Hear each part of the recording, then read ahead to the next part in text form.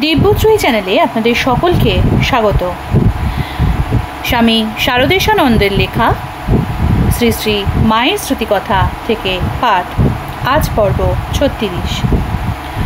জননীং শারদাং দেবীং রামকৃষ্ণং জগদ্গুরুং পাদপদ্মে তয়োঃ শ্রিত্বা প্রণমামি মুহুর্মুহুঃ। আজকের অধ্যায় শ্রী শারদা, মা ও সেবিকা। জয়রামবাটিতে মা সকল ছেলেকে আগে খাওয়াইয়া পরে খাইতে বসেন মেয়েদের সঙ্গে। কাজেই তাহার ভোজনের পর ছেলেদের প্রসাদ পাওয়া বড় কঠিন ব্যাপার। একবার মায়ের জন্মতিথি দিবসে ছেলেরা মাকে ধরিয়া বসিলেন, মায়ের আহার হইলে তাহারা প্রসাদ পাইবেন। মা সেদিন আপত্তি করিলেন না। মা শ্রী শ্রী ঠাকুরের ভোগ দিলে তাহাকে নলিনী দিদির ঘরে ভালো আসনে বসাইয়া সমস্ত ভোগের জিনিস পরিপাটি করিয়া সাজাইয়া দেওয়া হইল, ঠিক যেমন ঠাকুর দেবতার ভোগ দেওয়া হয়।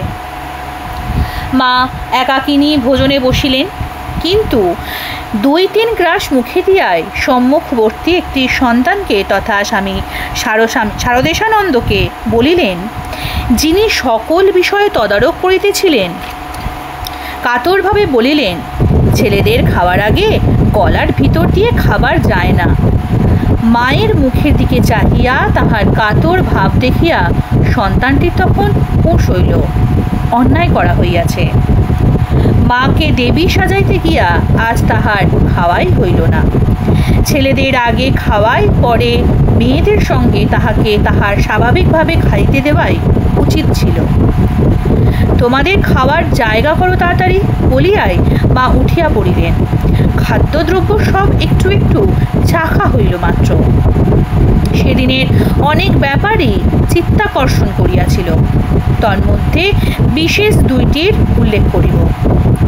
বহু সন্তান সাধু ভক্ত সেবার মায়ের জন্মতিথিতে জয়রামবাটিতে সমবেত হন এবং বেশ ধুমধামে উৎসবের আয়োজন হয়। সকলে শ্রী শ্রী ঠাকুরের পূজার পর মা খাটে বিছানার ওপর বসিয়া সন্তানদের পূজা গ্রহণ করেন। উদ্বোধন হইতে পূজনীয় কপিল মহারাজ নতুন কাপড়, ফল, মিষ্টি ইত্যাদি বহু জিনিসপত্র লইয়া আসিয়াছিলেন।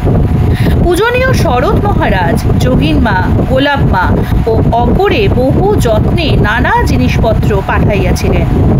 মা নতুন কাপড় পরিয়া পশ্চিমাস্য হইয়া কোলের উপর উভয় হস্ত রাখিয়া পা ঝুলাইয়া সুপ্রসন্ন করুণাপূর্ণ দৃষ্টিতে উপবেশন করিলে জনৈক সন্তানের তৈরি মায়ের বাগানের হলদে ও পোড়া রঙের গাঁদা ফুলের মনোহর মালা কপিল মহারাজ তাহার গলদেশে পরাইয়া দিলেন।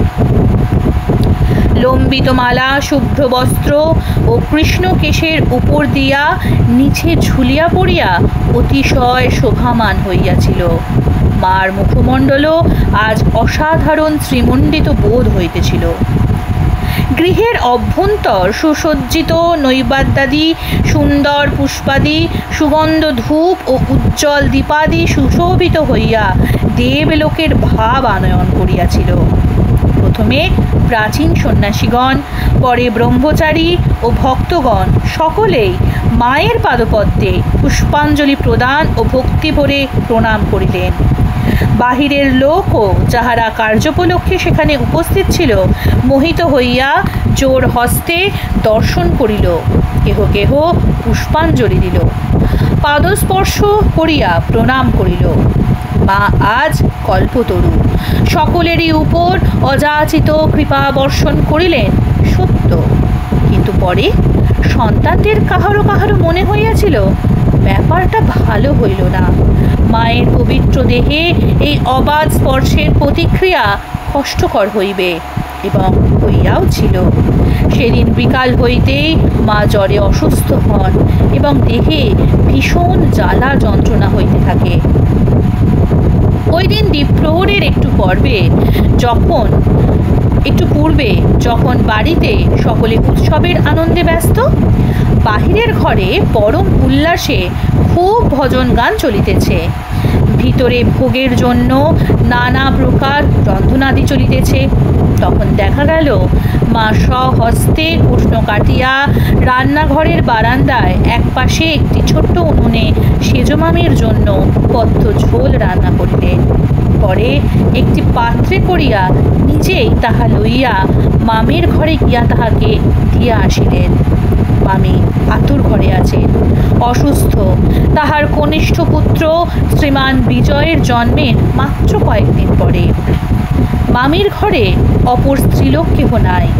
মাই সস্নেহে সব দেখাশোনা ও পরিচর্যাদি করেন। মায়ের এই অদ্ভুত ব্যাপার দেখিয়া মনে প্রশ্ন জাগিল, আজ কাহার জন্মতিথি উৎসবের এই আয়োজন? ধুমধাম কাহার জন্য? পদ্মপত্রে জলের ন্যায় নির্লিপ্ততা কি এই? বড় মানুষের বাড়ির ঝি হইয়া থাকা কি এই প্রকার? মাকে উপলক্ষ করিয়া সন্তানগণেরই মত্ততা, তিনি সম্পূর্ণ নির্লিপ্ত। তাহার অন্তরে বিন্দু মাত্র চাঞ্চল্য নাই। মায়ের অন্নপ্রসাদ পাওয়া অতীব কঠিন হইলেও কোনো কোনো ভাগ্যবানকে অপ্রত্যাশিতভাবে উহা পাইয়া অতীব পুলকিত হইতে দেখা গিয়াছে। সেরূপ একটি ঘটনা বিবৃত করিতে চেষ্টা করিব। শ্যামবাজারের প্রবোধবাবু মায়ের বিশেষ স্নেহের পাত্র। বদনগঞ্জ হাই স্কুলের প্রতিষ্ঠাতা ও প্রধান শিক্ষক প্রবোধবাবু ওই অঞ্চলে সম্মানিত, সুপরিচিত। কামারপুকুরে শ্রী শ্রী ঠাকুরের জন্মস্থানের সংলগ্ন জমি গোসাইয়ের ভিটা ক্রয় করিয়া মন্দির আশ্রমাদি প্রতিষ্ঠার জন্য আগ্রহান্বিত হইয়া পূজনীয় শরৎ মহারাজ ওই জমির মালিক লাহাবাবুদের সঙ্গে আলাপ আলোচনার ভার প্রবোধবাবুর উপর দিয়াছেন। প্রবোধবাবু সেজন্য বিশেষ চেষ্টা করিতেছেন এবং মধ্যে মধ্যে কামারপুকুরে যাতায়াত করেন। মাতা ঠাকুরানীরও ওই বিষয়ে আগ্রহ রহিয়াছে। সেজন্য প্রবোধবাবু সময় সময় আসিয়া তাহাকে খবর দিয়া যান কতদূর কি হইল। আজ লাহাবাবুদের সঙ্গে কথাবার্তা দরদস্তুর অনেকটা পাকাপাকি স্থির করিয়া বাড়ি ফিরিবার পথে মায়ের বাড়ি আসিবেন মাকে দর্শন ও প্রণাম করিয়া সব কথা বলিবার জন্য। কামারপুকুর হইতে আসিতে আসিতে বেলা হইয়া গেল দেখিয়া ভাবিলেন মায়ের বাড়িতে দ্বীপ্রহরের পূর্বে পৌঁছতে পারিবেন না। অসময়ে গেলে মায়ের ও সকলের অসুবিধা হইবে। অতএব বাড়িতে ফিরিয়া গিয়াই আহার করিবেন, শুধু মাকে খবরটা বলিয়া চলিয়া যাইবেন। মায়ের বাড়িতে ছেলেরা মধ্যাহ্ন ভোজনের পর বৈঠকখানায় বসিয়া গল্পগুজব করিতেছেন। মা মেয়েদের লইয়া খাইতে বসিয়াছেন। এমন সময় প্রবোধবাবু চুপি চুপি আসিয়া বৈঠকখানায় প্রবেশ করিয়া দরজা ভেজাইয়া বসিলেন। পান চিবাইতে চিবাইতে বলিলেন, আপনারা আমার খাবার জন্য কিছু ভাববেন না, আমি ঘরে গিয়ে খাবো। সেখানে বিশেষ জরুরি কাজ আছে, এখনই চলে যাব। শুধু মাকে প্রণাম করে বলে যাব যে কামারপুকুরের খবর খুব ভালো, লাহাদের সঙ্গে কথাবার্তা প্রায় পাকা হয়ে গিয়েছে। প্রবোধবাবু অতি বুদ্ধিমান ও বিচক্ষণ ব্যক্তি। খবর লইয়া যখন শুনিলেন যে মা আহারে বসিয়াছেন, তখন একটু তামাকের বন্দোবস্ত করিতে বলিলেন। মার আহার শেষ না হওয়া পর্যন্ত তিনি অপেক্ষা করিবেন।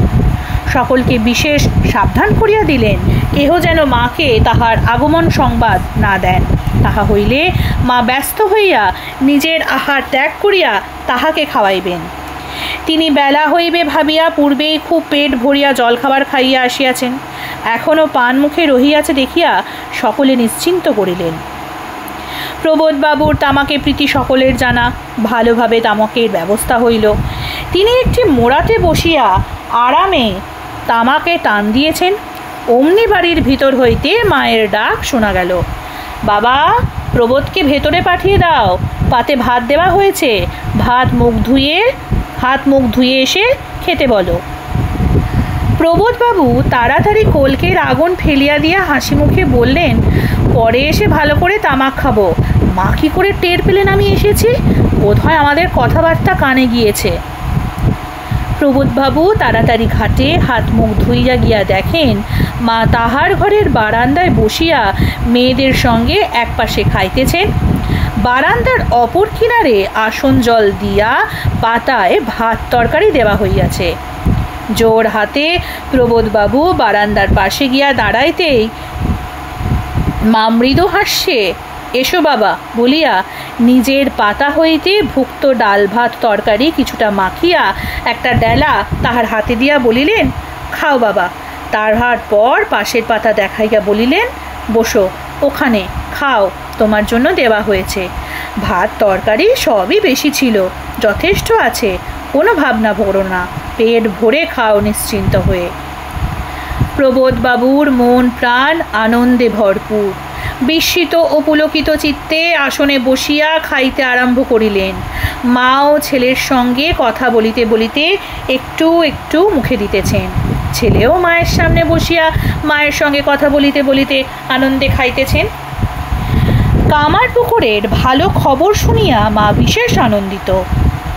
আহারান্তে মুখ ভরিয়া পান চিবাইতে চিবাইতে বৈঠকখানায় আসিয়া প্রবোধবাবু পুনরায় মোড়ায় বসিয়া বলিলেন, এবার তামাকের আগুনটা ভালো করে আনুন, নিশ্চিন্ত হয়ে খাই। আপনাদের ঠকিয়েছিলুম, কিন্তু মায়ের কাছে পারলুম না। এখানে প্রসাদ পাবো বলেই সকালে কামারপুকুর থেকে বের হয়েছিলাম, কিন্তু রাস্তায় অপর লোকের সঙ্গে কথাবার্তায় দেরি হয়ে গেল, তাই গায়ের ভিতরে এসে ভালো করে হাত মুখ ধুয়ে পান জোগাড় করে মুখে দিলুম, যাতে মুখ শুকনো না দেখায়। চুপি চুপি বৈঠকখানায় ঢুকলুম, দেখি আপনাদের খাওয়া হয়েছে কিনা। মনে হয়েছিল আপনাদের খাওয়া না হলে একসঙ্গে খাবো, নতুবা বাড়ি ফিরে গিয়ে খাবো। তা আজ দেরি হওয়াতে ভাগ্য বলে খুব লাভই হলো, মায়ের প্রসাদ এভাবে পাওয়া গেল। আগে আসলে এটা হতো না, আর এরকম কখনো ভাগ্যে জোটেও নি, জুটবেও না। মায়ের কৃপায় আজ প্রাণের স্বাদ মিটেছে। এখন নিশ্চিন্ত হয়ে তামাক খাই আর গল্প করি, আসুন। মা সন্তানদের প্রাণের আকাঙ্ক্ষা সময় সময় অপ্রত্যাশিতভাবে পূরণ করিয়াছেন। ইহা তাহার অনেক সন্তান নিজ নিজ জীবনে প্রত্যক্ষ করিয়া চমৎকৃত ও আনন্দিত হইয়াছেন। মায়ের বাড়িতে জগদ্ধাত্রী পূজার সময় তিনি উপস্থিত থাকিলে তাহার সন্তানগণও অনেকে আসিতে চেষ্টা করিতেন। তাহারা মাকেই সাক্ষাৎ জগদ্ধাত্রী মা জানেন। মা জগদ্ধাত্রী পূজা করেন প্রতিমায় বিশেষ শ্রদ্ধা ভক্তি সহকারে, আর ভক্ত সন্তানগণ দর্শন করেন সাক্ষাৎ জীবন্ত জগদ্ধাত্রী। মা অতিশয় আনন্দিত জগদ্ধাত্রী পুজো করিয়া, সন্তানগণও অতীব আনন্দিত পূজার সময় মায়ের মনোহর মূর্তি দেখিয়া। একটি সন্তান তথা স্বামী শারদেশানন্দ বহু দূর দেশ হইতে পূজায় আসিয়াছেন। রাস্তায় গোলমাল হওয়ায় তাহার পৌঁছতে দেরি হইয়াছে। পূজার পূর্বদিন দ্বীপ্রহরে যখন পৌঁছিলেন, তখন মায়ের বাড়িতে সকলে পূজার কাজে ব্যস্ত। চারিদিকে আয়োজন দম চলিতেছে। সন্ধ্যায় আমন্ত্রণ অধিবাস ও প্রভাতে পূজারম্ভ হইবে। প্রতিমা তৈরি, সাজানো হইতেছে। তিনি মাকে দর্শন ও প্রণাম করিলেন। মা পূজায় সন্তানের আগমনে খুব খুশি, কিন্তু কুশল প্রশ্ন ছাড়া অপর কথাবার্তার সময় হইল না। সন্ধ্যার পর বাড়িতে সকলে অতীব ত্রস্ত ব্যস্ত দেখিয়া তিনিও অগ্রসর হইলেন ব্যাপার কি দেখিতে। মাকে ঘিরিয়া অনেকেই দাঁড়াইয়াছে, সকলেই মলিন বদন বিষণ্ণ, নানা জল্পনা কল্পনা চলিতেছে। মাও নীরবে অধোবদনে বসিয়া আছেন, অতিশয় চিন্তিতা। কিছুক্ষণ কান পাতিয়া পার্শ্ববর্তী লোকের কথায় বুঝিলেন পূজায় কলার অভাবে মুশকিল হইয়াছে। কয়েকদিন পূর্বে কাঁচা কলার কাঁদি কিনিয়া রাখা হইয়াছিল, আশা ছিল ইতিমধ্যে পাকিয়া যাইবে, পূজার কাজ চলিবে, কিন্তু একটুও পাকে নাই, একটুও রং ধরে নাই। প্রভাতে পূজা, ঘুম হইতে উঠিয়াই নৈবেদ্যের জন্য কলা প্রয়োজন, কলা না হইলে পূজা হয় না, তাই মুশকিল হইয়াছে। গ্রামে কাহারও ঘরে কলা নাই, পাশেও কোনো স্থানে পাওয়ার আশা নাই, কি উপায় হইবে? সকলেই বিমর্ষ। এমন সময়ে গোয়ালপাড়ার একজন সাধু বলিলেন, সেখানে গেলে কলা পাওয়ার সম্ভাবনা। গ্রামে একজনের কলার বাগান আছে, তাহারা পাকা কলা হাটে বাজারে বিক্রি করেন। তাহার কথা শুনিয়া সকলেরই অন্তরে আশার সঞ্চার হইল এবং গোয়ালপাড়া আশ্রমে তৎক্ষণাৎ লোক পাঠানো স্থির হইল। কিন্তু এত রাত্রে যাইবে কে? রাত্রি 9টা আন্দাজ হইয়াছে। 4 মাইল পথ যাওয়া আসা কঠিন ব্যাপার। আগন্তুক যুবকটি তথা স্বামী শারদেশানন্দ সাহসী। তিনি তাহার পরিচিত আর একটি ওই দেশীয় অপেক্ষাকৃত অল্প বয়স্ক যুবককে সঙ্গী তথা স্বামী গৌরীশ্বরানন্দকে সঙ্গী করিয়া যাইবার জন্য প্রস্তুত হইলেন। মায়ের মন প্রসন্ন হইল। তাহাকে প্রণাম করিয়া ও তাহার আশীর্বাদ লইয়া দুই বন্ধু যাত্রা করিলেন। অল্প বয়স্ক বন্ধুটি বড়ই নিদ্রালু। তিনি ঘুমাইয়া ঘুমাইয়া চলিলেন।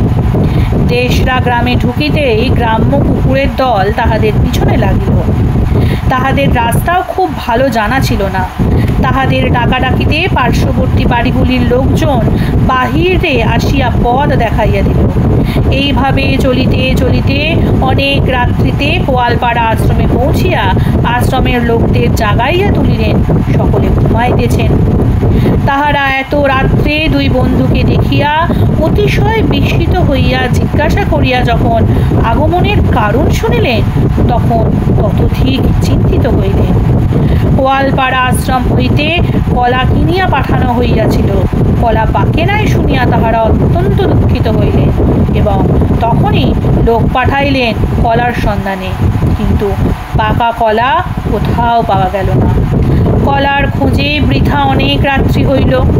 যুবকদ্বয় রাত্রে গোয়ালপাড়া আশ্রমে শয়ন করিয়া রহিলেন এবং পরদিন প্রত্যুষে শূন্য হস্তে বিষণ্ণ অন্তরে মায়ের নিকট ফিরিয়া আসিয়া জানাইলেন যে পাকা কলা পাওয়া যায় নাই। মাও সকলেই অত্যন্ত বিষণ্ণ। কলা ছাড়া পূজা কি করিয়া হয়? দূর দেশাগত যুবকটি বাড়ি হইতে আসার সময় তাহার স্বহস্তে রোপিত কলা গাছের কয়েকটি কলা মায়ের জন্য লইয়া আসিয়াছিলেন। গতকাল মাকে অত্যন্ত ব্যস্ত দেখিয়া কলা বাহির করিয়া দেন নাই। কলাগুলি তাহার ব্যাগের ভিতর প্যাক করা গোপনে রাখিয়া দিয়াছিলেন। ইচ্ছা পূজার পরে মার অবসর হইলে তখন তাহার হাতে দিবেন। আরও তিনি ভাবিয়াছিলেন ওই সময়ে কলাগুলো দিতে এত জিনিসপত্রের মধ্যে কোথায় গুলাইয়া যাইবে কে জানে। তাহার উপর কলাগুলি যদিও খুব পুষ্ট সুন্দর ও বড় বড়, তবু উৎকৃষ্ট জাতের নহে।